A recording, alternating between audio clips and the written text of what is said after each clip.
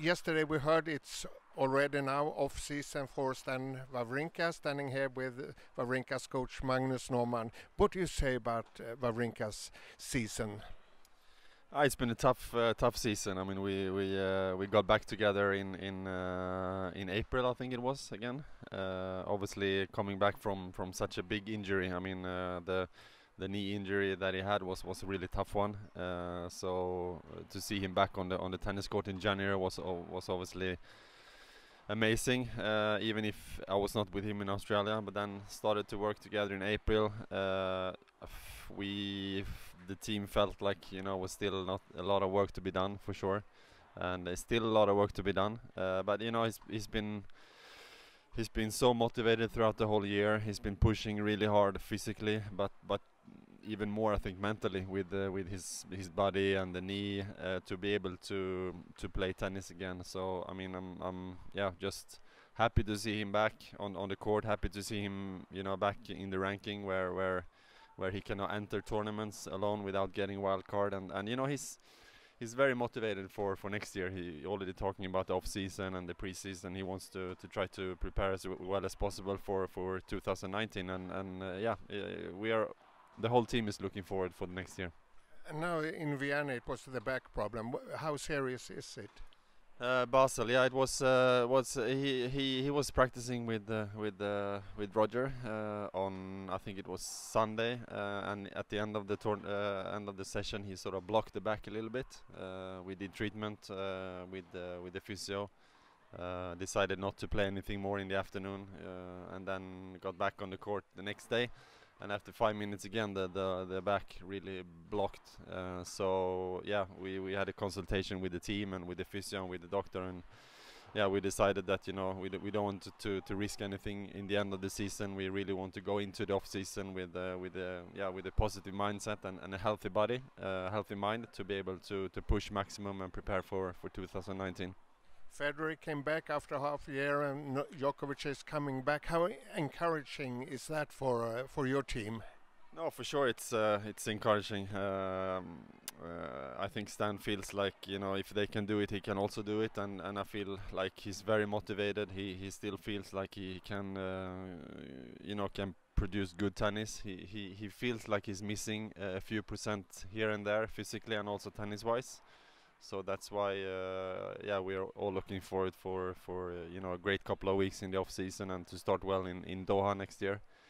Very interesting season. I mean, Roger is playing well. Novak is coming back from having a little bit let down. Now he's all of a sudden almost unbeatable. And then Rafa, of course, those guys. Andy Murray is coming back from injury also next year, so it's going to be interesting to see.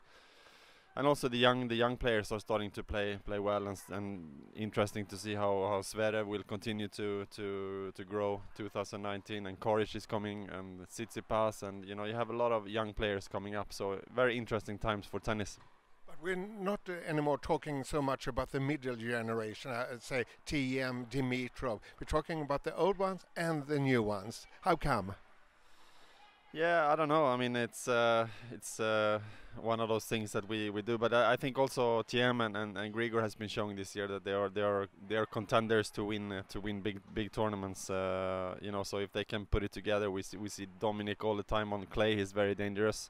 Grigor always very good on a little bit faster surfaces. So I mean, it's a new generation coming up. Also the middle generation. So yeah, interesting times for tennis.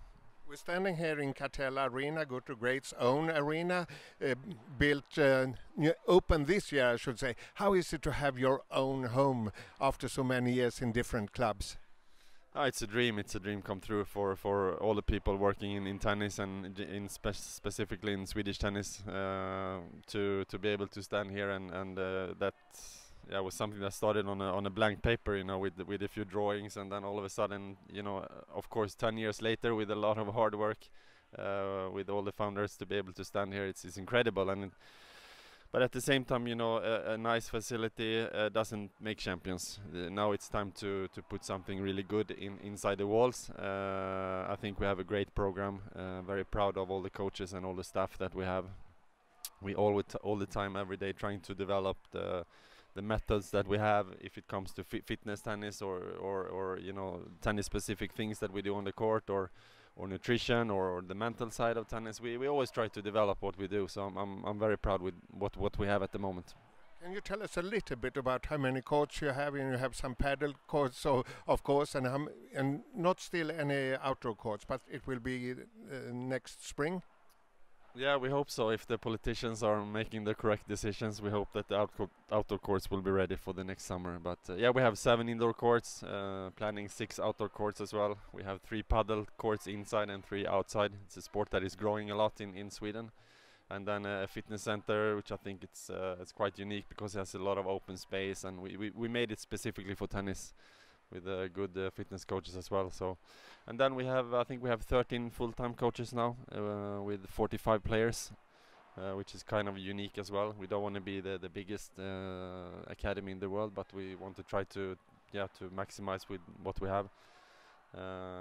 So yeah, very proud with what we're doing on the court, off the court. Always, you know, have an open mindset to learn and share among the coaches as well. So for my work, I'm learning a lot, and from the coaches working with the younger players, especially age 14, 15, that I can take to my work with Stan, for example. So we always share a lot, and yeah, it's a great atmosphere. And you have Swedish number 1 Rebecca Peterson in Team Catella, and Swedish number 2 Mikael Ymer in Team Baktegard. And I think, Magnus, at last, many viewers want to know the future for Swedish tennis. What do you say, women's tennis and men's tennis? Yeah, I think the women's tennis, of course, we all saw that Rebecca Peterson came out of she broke into the top 100 this year with quite a big margin as well.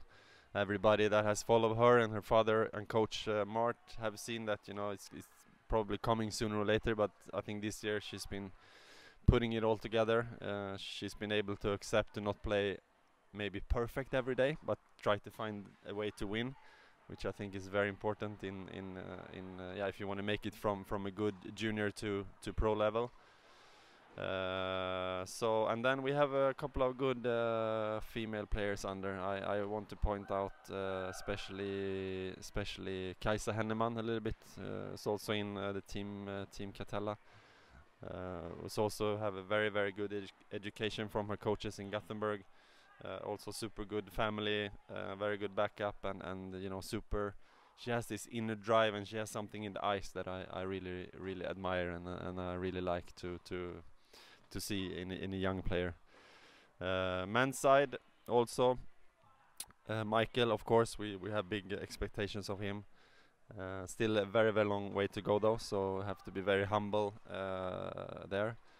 But he's making progresses as well. And then of course our boys born 03, 04 are quite good as well. We have everybody's talking about Björn's son Leo, of course, who's very promising, and then also he's not alone. There are a couple of guys, 4 or 5 guys who are quite good. But yeah, no, still a very long way to go for them. They are young, and they have to go through go through a lot of years with hard work and dedication if they want to make it. But with the right environment, with the right people around them, I think they have a possibility to make it.